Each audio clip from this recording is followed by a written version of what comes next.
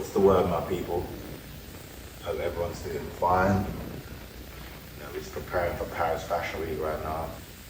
And today I want to talk about entrepreneurship. I don't want to waste too much time and get straight into it. But I truly believe that entrepreneurship is the modern day's version of the hero's journey, of the warrior's path. I truly don't think there's anything that is more challenging in our life in this modern day and age than the field of being an entrepreneur. And I know that to most people it just sounds so glamorous and it's like the new buzzword and it's all you see now when you open your phone, whether it be on TikTok, YouTube, Instagram, everywhere. Be an entrepreneur, be your own boss, forget your 9 to 5. 9 to 5's for idiots, go work for yourself. And I don't think that anybody truly tells the truth on what it takes to be an entrepreneur, to be a successful entrepreneur, and for it to be sustainable. You know, I think that these buzzwords are just ruining things and giving people false hope and giving people false expectations. This is real. There's a reason why most people need to go and work for somebody else and give over the responsibility to somebody else, you know? Being responsible for yourself is one of the scariest things because it means you have nobody else to blame. It's all on you.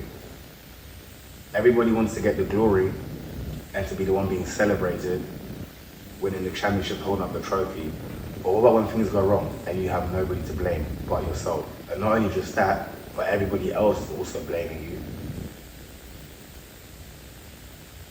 It's mental warfare.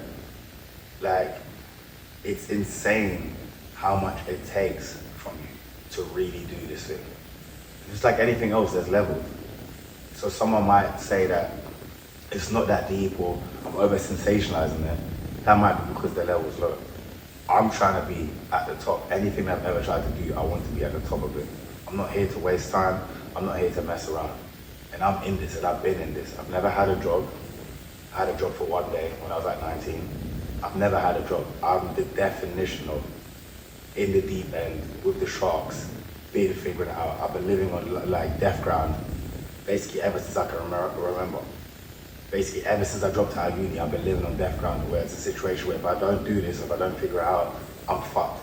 And there's many times where I did think I was fucked. But I wasn't, and that's why I'm so resilient now. There's nothing I would trade for it. I would trade nothing for the experiences. There's no degree, there's no internship, there's no nothing that can compare to the school of life. And I truly believe there's no more direct path to, going through the school of life than entrepreneurship. I think that entrepreneurship and the school of life are literally like fully intertwined and connected. And everybody glorifies this entrepreneur thing. And yeah, it makes it seem so sexy, and they describe it like it's like, if you're an entrepreneur, you instantly turn into a Chad, driving a Lambo with all these women after you, and all of a sudden you have all this freedom, you don't have to work anymore, and you can just sit by the beach drinking cocktails all day. No, I need to give you guys the reality check first and foremost. First and foremost, everybody talks down at 9 to 5 and talks about slave labor and blah, blah, blah, blah. Let me break it down to you guys. Once you leave your 9 to 5 to work for yourself, unless you're trying to fail, you go from a 9 to 5 to a 24/7. My life and my career are completely intertwined. I don't have an off button. I don't turn off.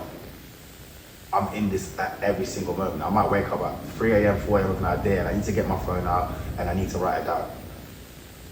It might be that I have this idea and I need to put it out. It needs to be done.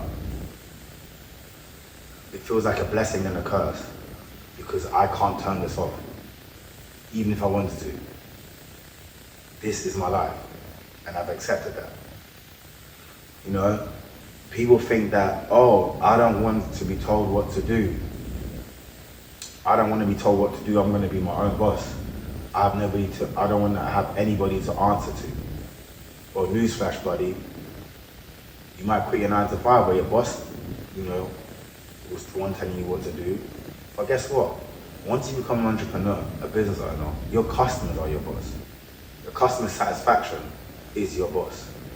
So you do still have to, abide by somebody, which is a little bit different.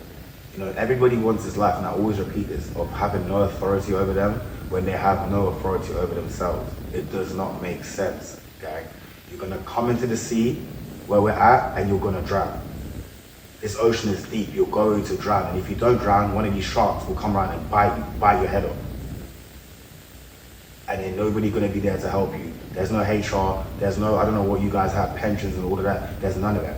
In this sea, in this ocean, when you're done, you're done. You become food, that's it. So before you get into this, ask yourself, are you really built for this? And if you're not built for it, are you prepared to build yourself into it? Because I was young and I was naive and I just thought, I just saw the camera side of everything, as I just described. And I was in for a rude awakening. Trust me. You're in for a rude awakening. Nobody's coming to save you. Nobody's looking after you. When you first start, everybody's excited about it. You get that almost automatic support from those around you that think what you're doing is cool. You're trying to do something different. First, whatever it is that you do, your first release, you might get that support from your friends, from your peers, maybe even your family. That's for those who are fortunate enough to. Some of us, nobody. But I'm just talking about the false hope and the false reality that gets created here. So you have your first drop and you have all the support, just like moral support that comes with it, and you think this is it now. Tell me how it is by drop 3. When you're no longer getting free support, and now you're gonna have to go for it because it's no longer new and everybody's back to focus on what they got going on. Is it still gonna be interesting to you then? Is it still gonna be as intriguing to you then? When it's no longer the source of your ego boost? Is it still gonna be glamorous to you when you fuck all your money up? And you gotta start back at square one and you have to maybe move back in with your parents because you took a risk and over leveraged yourself and it went wrong. Is it still sexy then? Is it still sexy when people are getting paid? People that you're working people are being paid. They know every month they have money coming in. And they can allocate that however they want to. They can, go on holiday, go on nights out, have fun, whatever they want to do. And, at least as long as they work, the next paycheck, something coming back. Is it still as glamorous and intriguing and sexy to you when there's going to be periods of time where you're really building and you have no extra disposable income and you're not doing any of those things? Can you do that? Can you go 3, 4, 5 years without serious enjoyment, serious travels, Ibiza, Dubai? Can you do that? Or are you only wanting to do entrepreneurship with the thought of mind that you're going to skip that part and go straight to the glory and start enjoying the perks right away that most of the time I'll just fabricate anyway? To break down a bit further also is that obviously my field of work is fashion. I work on fashion. I have 2 clothing labels. And this is basically what I've been doing since, I started it kind of whilst I was sick from uni, and then I dropped out, and then ever since then I said to myself, I'm going to figure this out, and I've been on a journey since. But what I need you guys to realize is that there's a massive difference between fashion and the fashion business.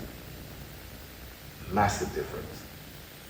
And those of you that know me know I keep a strict, tight program. Discipline is super important to me. It's been the direct cause of my leveling up in recent times. And it definitely wasn't always like that. Again, I had to go through the school of life and be working up with a lot of reality checks, You're into fashion because the barrier to entry is so low. And almost everything is based on subjectiveness and expression. So you fool yourself to think that fashion business must be the same. No, business is business. And there's fundamentals and there's principles within business that if you're not competent enough to deal with them, then you're not going to strive. You're not. No matter how fashionable you think you are, how good you think your taste is. There's mechanics that work behind all these things that we love to consume, all these brands that we love to consume, that make it work. Do you get what I'm trying to say? And you should not confuse yourself to think that just because you dress nice, it means that you're going to be good at business. You'd be a fool to think that. You'd be an absolute fool to be naive enough to think that.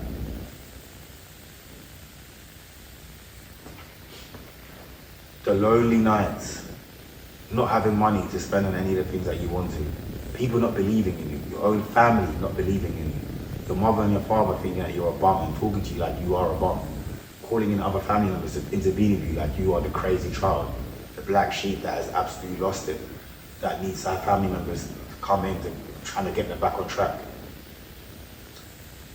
To see your friends who are taking more conventional paths, excelling and leaving you behind and making you feel inferior. Seeing that you are at the complete bottom of the ladder in the world of business and there's nobody here that wants to see you win or wants to help you. There's no help for you. They're not looking around and not seeing anybody that you can relate to, that you can be inspired by and kind of follow their path to make it through. Having a grand vision and not having the funds to make it happen. Being in an industry or in a field where most of your peers or your competition is people that come from old money and are being funded by their parents or have basically endless streams of income, and you have none of these things. And knowing that in the world of business, nobody cares. Nobody cares what attributes you have before. Only people only care about the results. Are you ready for those things? Or would you curl up on a ball and sulk if you were subjected to that type of pressure?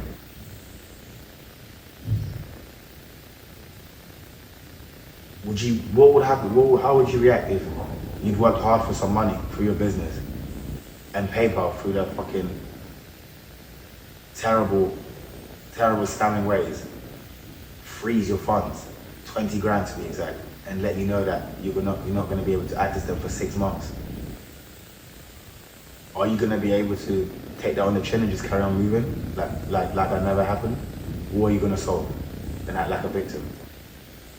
And to take it even a step further, when those 6 months finally pass and you've just been doing your thing and carrying on, you come to find out that they lied to you and they actually stole the money off of you. And then you go on the internet and you see a forum where there's endless cases all around the world where people have done the same thing to them during COVID. Are you going to join the pussy party and make yourself a victim and go on the internet and make videos about it knowing that nobody cares and nobody's going to help you? Or are you going to suck it up and go again? I know a lot of you ain't built for that. You're not. But that's the reality of being an entrepreneur. It's not fair. Life is not fair. And entrepreneurship is a real representation of what life is. The real life. Reality. It's raw. People step on you. People don't give a fuck about you until you're somebody. People only care about you for what you can do for them. Sound harsh to you? That's what entrepreneurship is. So are you built for it? Before you get into this field, ask yourself, are you built for it? Don't get big eyes, see the shiny things and then get in here, then get terrified and traumatized about what's going on, and then say, oh, nobody told me. It's nobody's job to tell you. That's what's the funny thing about life. It's nobody's job to tell you. Nobody can save you. Nobody can do it for you. Only you can do it for yourself.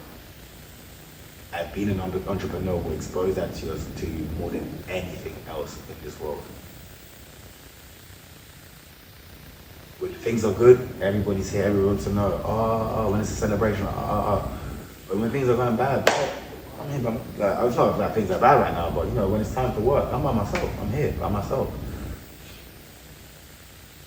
Mental gymnastics that you have to do, figuring things out. You cry because you feel you're not good enough to get that girl you want, or because I don't even know. Imagine what it's like when you objectively have the best product, or you make the best work, and the world is treating, or your environment is treating you like that's not the case. Using the best fabrics, the best materials, whatever it is, and people are still treating you like you're not like that's not the case. Imagine dealing with that. Not those superficial feelings of I want a girl, she doesn't want me. I'm talking about imagine putting your blood, sweat, and tears into something and it's not connecting how it's supposed to be connected. And you know in your heart what this is. And you can't force anybody to see. You're gonna have to find another way. You have to come up with ways to work around the issue to get a new result. Are you built for that, or are you going to cry and say, life's not fair? I never knew that when I got into this, that it would take over me what it's taken. And it's so rewarding for me because I know this is what I wanted to do. I'm built like that. But I used to have all these negative emotions when it came to do a lot of this stuff because of cognitive dissonance.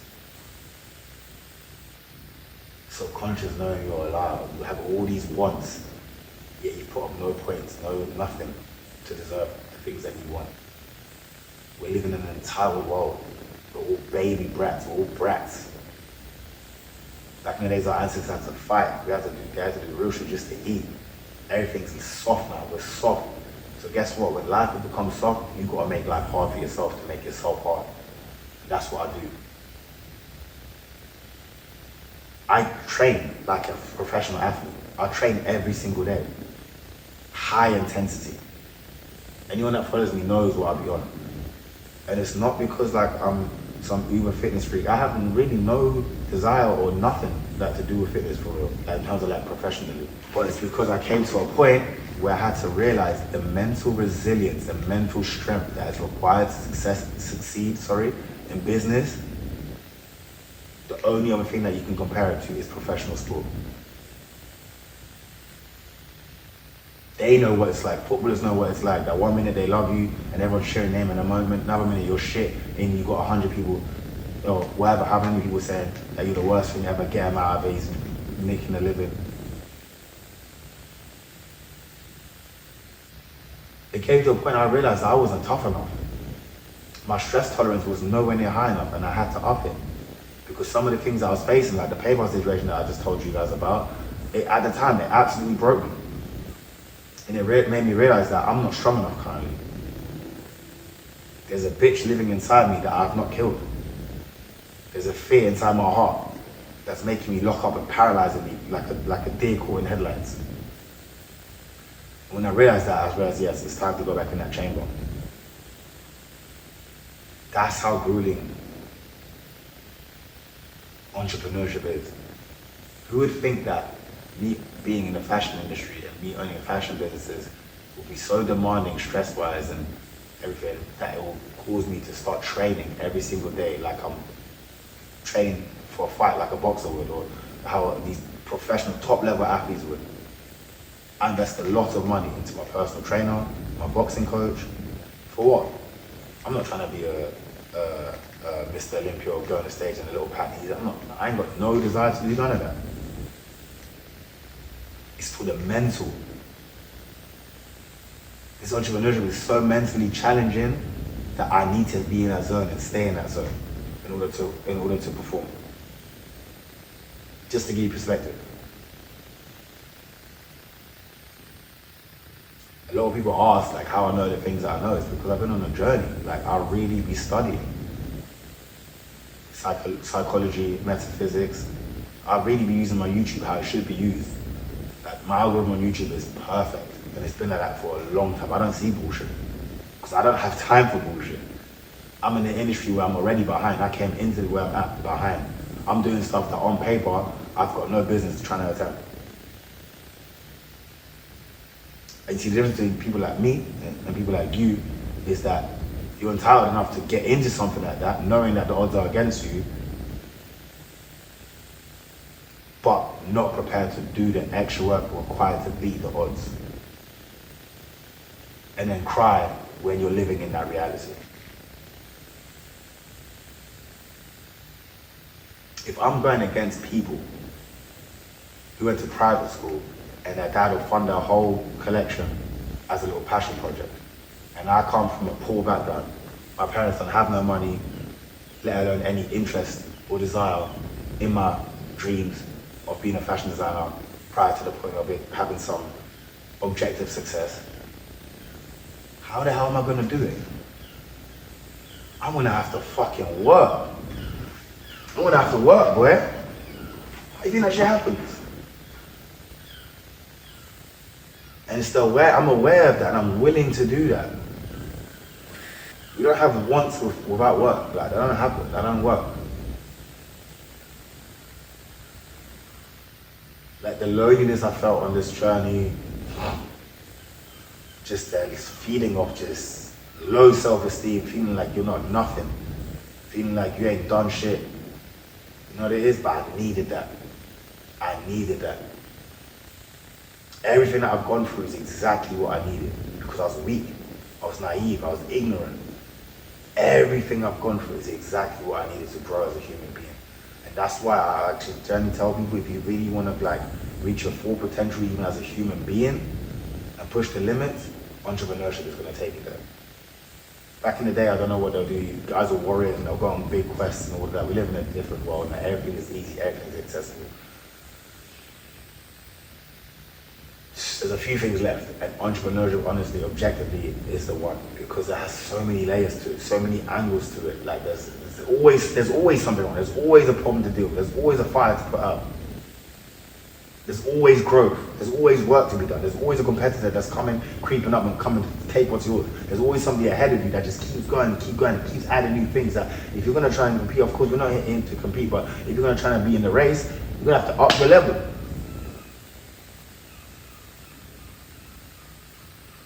I see myself to be as good as the Louis Vuittons and Dior's and etc. of this world. Whether I work for them myself one day, or whether I take my own brand up to that level by myself. But either way, I know that to close that gap, it's gonna take damn near impossible work, but I'm ready to do it. Now, it's damn near impossible work, but I'm ready to do it. Let me ask you guys something now. What do you think, what kind of person do you think I'm gonna become on that quest? How much growth do you think we go through whilst going on a near impossible quest? What else provides that opportunity? Nothing. The work installs the worth. It went from a point where when I was younger and I was just lazy and just ignorant, you moan at the work and you're pissed off by the work. But once you wake up and you realize what's what, you start to realize that the work is the blessing. You become grateful for the work. I won't complain, because I know where I was at and I'm never going back. And I know where I can go if I do what it takes.